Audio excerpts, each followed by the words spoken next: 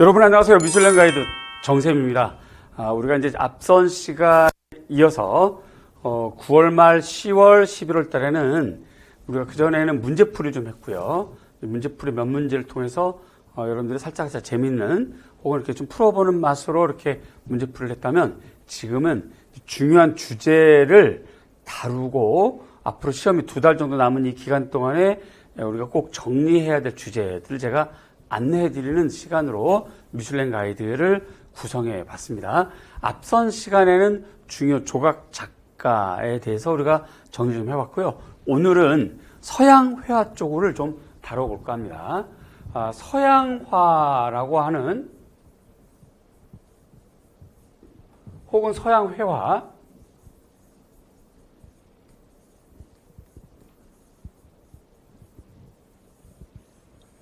이것은 미술과의 중요 영역입니다. 미술과 16개 과목이라고 구성되어 있고요. 여기에 22개 영역이 있습니다. 미술과 안에 16개 과목이 있다. 그러니까 이제 무슨 얘기냐면 보통교과, 전문교과, 전문교과 2에서 다루는 과목들이 있죠. 고등학교 같은 경우는 그런 과목을 얘기하는 겁니다. 그 과목이 모두 미술과에 들어가 있는데 들어가 있는 과목이 16개 과목이고요. 그 과목 안에 영역이 22개 영역이고 요것이 임용고시 미술과의 범위가 됩니다. 이거는 평가원에서 이미 정리해서 예전에 발표를 했어요. 예를 들어서 보통교과에서는 미술 창작, 미술 감상과 비평이 과목이죠. 전문교과 1, 전문교과 2에서는 조형. 네. 시각 디자인. 그렇죠? 또 제품 디자인 이런 것들이 과목이 된단 말이죠. 네, 그러한 측면에서, 여러분들이 서양회화를 접근을 하셔야 되겠고요. 자, 그럼 이 서양회화는 우선, 드로잉. 두 번째가 조형,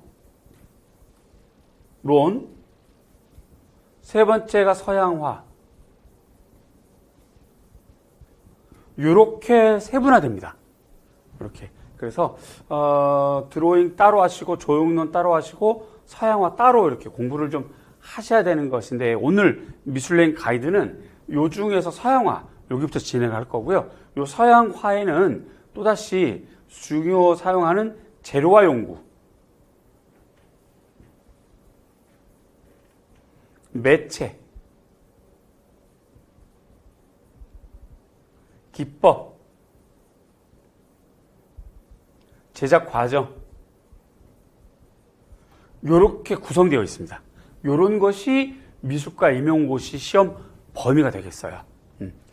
따라서 서양화 같은 경우는 시험이 임박한 2달 정도 남은 이 시점에서 여러분들의 요 포인트 16개 과목 22개 영역을 잘 잡아서 거기에서부터 무엇이 나올지를 추출하고 추적해서 공부하는 그런 전략이 굉장히 중요합니다. 막연하게 공부를 하시면 공부한 것들이 흩어지는 느낌이 들 거고요. 저렇게 22개 영역을 집중해서 매달리고 그걸 통해서 꾸준히 끊임없이 아주 끈질기게 올해 시험 무엇이 나올 것인지 구상하면서 연구하면서 찾아나간 주제는 시험에 나올 수밖에 없어요. 공부 그렇게 하셔야 되고요. 시험 준비 그렇게 하셔야 됩니다. 자, 그러한 것을 안내해드리고 도와드리는 것이 바로 우리 미슐랭 가이드. 그래서 오늘은 서양화 쪽에서 재료와 용구, 그 다음에 매체, 묶어서 올해 시험에 나올 만한 그런 주제를 다시 한번 다뤄볼까 합니다. 이러한 과정을 통해서 여러분들에게 도움이 되었다라고 한다면 앞으로도 꾸준하게 시험 볼 때까지는 미슐랭 가이드는 이렇게 중요한 주제 중심으로 나가서 여러분들에게 도움이 되도록 하겠습니다. 자, 아크릴부터 잡았습니다. 아크릴이 매체라든가 혹은 재료적인 측면에서 아직 기출되지 않았어요. 그렇다면 당연히 먼저 하셔야 되겠죠. 먼저 유화 나왔고요. 습식 프레스코 나왔고요. 템페라 나왔고요. 그렇죠? 그렇다면 건식과 습식 중에서 아직 안 나온 것이 각각 하나씩 있는데 습식은 아크릴, 그 다음에 건식은 바로 파스텔이 아직 안 나왔습니다.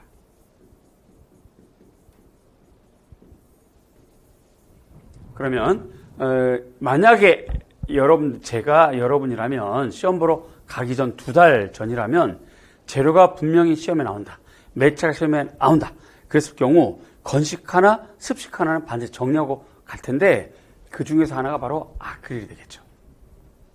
네, 아크릴. 속건성, 수용성입니다. 습식이에요. 기름을 사용하지 않습니다. 간편해요. 매우 빨리 마르고요. 여러 번 겹치는 효과를 낼 수 있다. 내구성, 건조된 아크릴 수지 피막의 안류를 보호하기 때문에 외부의 변화나 강한 자외선에도 변색, 퇴색이 될 염려가 거의 없다. 이 부분이 중요하죠. 그 다음에 바닥재의 다양성, 접착력이 강해서 다양한 바닥재에 사용할 수 있다. 또 그 자체가 무색, 투명한 것이므로 황변 현상이 없다. 이런 것들이 바로 유체와 비교했을 때 갖는 장점이에요. 이런 걸 공부하셔야 되겠고요. 아울러서 수채, 포스터 컬러, 천연 수지, 그 다음에 아크릴 컬러 같은 경우는 합성 수지, 유화 같은 경우는 이제 기름, 이런 것이 중요 미디엄이다. 그래서 미디엄을 비교하는 정도를 참고해 두시고요. 아크릴은 꼭 공부를 하고 가셔야 됩니다. 자, 아크릴 특성, 유체와 비교. 물로 그려도 지워지지 않는데 수성, 덧칠이 가능하다. 빨리 마르기 때문에 큰 화면을 단시간에 정리할 수 있다. 사용 간판이나 건조된 화면은 지우기가 힘들다가 아크릴의 특성입니다. 반대로 유체는 미디엄이 기름이라서 기름 성분과 관련된 것을 서술하시면 되겠죠. 광택이 난다든지 중후한 느낌이 난다든지 서서히 마르기 때문에 서서히 수정 보완할 수 있어서 사실적인 방법, 사실적인 기법에 굉장히 유리하다. 이런 것들이 유체와 아크릴을 비교하는 중요 포인트가 되겠습니다. 이런 것들을 정리하셔야 돼요. 이런 것들을 시험 보기 2달 전에는 반드시 정리하셔야 됩니다. 자, 중요 기법은 빠르게 우리가 넘어갈 건데요. 임파스터 기법은 유체도 되고 아크릴도 사용할 수 있다는 것. 자, 그 다음에 텍스처 기법, 콜라주 기법, 다양하게 사용할 수 있는 것이 또 아크릴의 장점이자 특징이 되겠죠. 번지기 기법, 특히 이 아크릴이 이 웨이트 인 웨이트, 번지기 기법, 이거 사용할 수 있다는 것 장점이고요. 그 다음에 에어 블러싱 같은 경우도 사용할 수 있다. 포스컬러 과수 대용으로 아크릴 컬러를 사용할 수 있다. 그중 하나가 에어 브러쉬 기법인데요. 컴프레셔라고 하는 큰 기계에 압력된 공기와 물감을 함께 쏴버리면 에어 블러쉬 형태로 분무기가 되겠죠. 그런 형태로 사용할 수 있다 하는 부분이고요. 이것이 바로 아크릴의 장점이다 라고 할 수가 있겠습니다. 아크릴 보조제는 제소, 이거 나올 수 있습니다. 외워두셔야 돼요.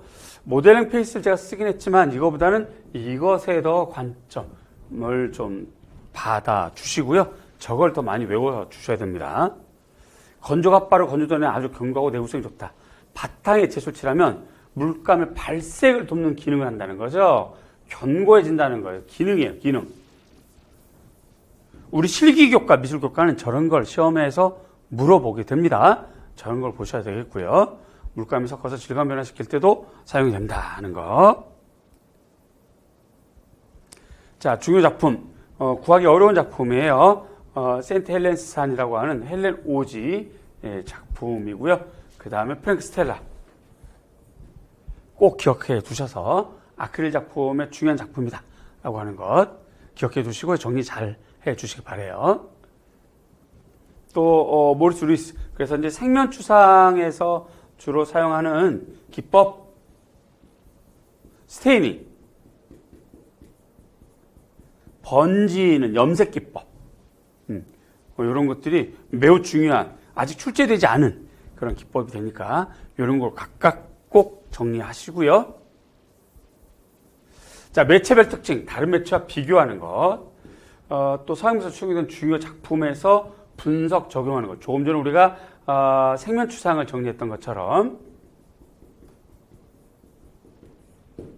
네. 그 다음에 멕시코 벽화 아크릴로 유명하죠. 생면추상에서 주로 사용한 매체로서의 아크릴.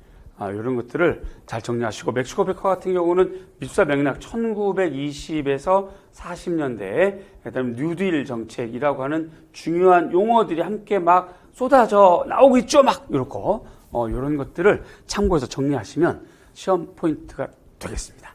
여러분 서양화 잘 정리하시고, 또 필요한 주제가 있거나 여러분이 스스로 정리가 안 되는 주제가 있으면 저에게 혹은 카페에 혹은 박물관 온라인 팀에 알려주시면 그거를 주제 삼아서 시험 보기 전 2달 동안은 계속 여러분들이 필요한 주제로 정리해 드리겠습니다. 어떤가요? 괜찮은가요? 예, 여러분 많이 참여해 주시고 많이 구독해 주시고 많이 우리가 소통해서 여러분에게 도움이 되는 미슐랭 가이드가 됐으면 좋겠습니다. 여러분 고맙습니다. 힘내세요.